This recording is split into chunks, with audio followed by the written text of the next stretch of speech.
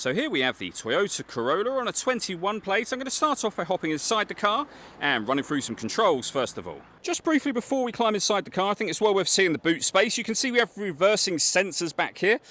This car's also got a reversing camera. Loads of boot space along with that 60/40 split folding rear seat as well.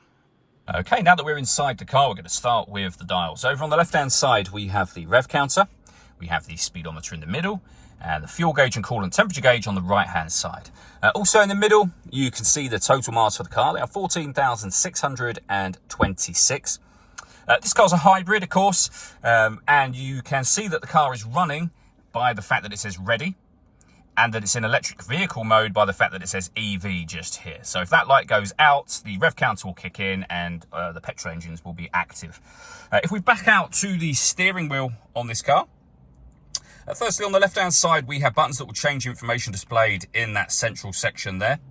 We've also got stereo and phone controls. Over on the right-hand side, we have cruise control, speed limiter. We've got lane departure warning system over there as well. The main stereo is over in the center, of course, and is all touchscreen, including the satellite navigation. We've done a video previously that shows how Toyota's sat-nav system works, and you can find that on our website and also on our YouTube channel as well. You can come back to your home screen from here. You can access your audio menu. There's plenty of ways to listen to music in this car. So DAB, AM and FM radio, USB input, Bluetooth audio, and you can stream connect certain Toyota-friendly apps to the car via Miracast on there as well. Back to the home screen, that's where you'll pair up your phone. I also mentioned that this car's got a reversing camera to go with the parking sensors, and you can see that just there.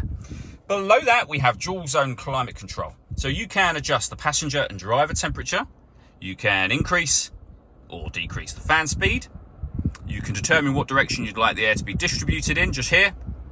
And when you're happy with those settings, you can turn your air conditioning on, and it's on when that light shows. Same button to turn it off, of course, or hit auto. The car will now maintain the temperatures you've asked for by taking control of the fan speed and direction of the air for you, which you can hear it doing. You can override that manually and put it back on your own settings whenever you wish to. Below that, we have our heated driver seat and passenger seat, both with two different heat settings each. We've got the gear lever for the automatic gearbox, and if I move that out the way, you can see we can also change the driving mode to make the car sportier, and we can force the car into EV mode if it's not already. In fact, the engines have just cut in. You might be able to hear, and you can see, as I mentioned, the rev counter, and the EV has now disappeared. We lastly have an electronic handbrake and auto hold function, and the panoramic glass roof. So there's a button up here that will open the sun blind all the way to the back of the rear seats.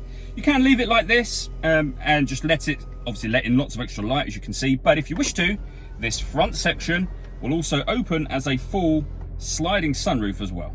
All that leaves me to say is thank you for taking the time to watch this video. If you'd like to come and see this ULEZ compliant car for yourself and have a test drive, please feel free to call either of our MJA sites. We'd love to hear from you soon.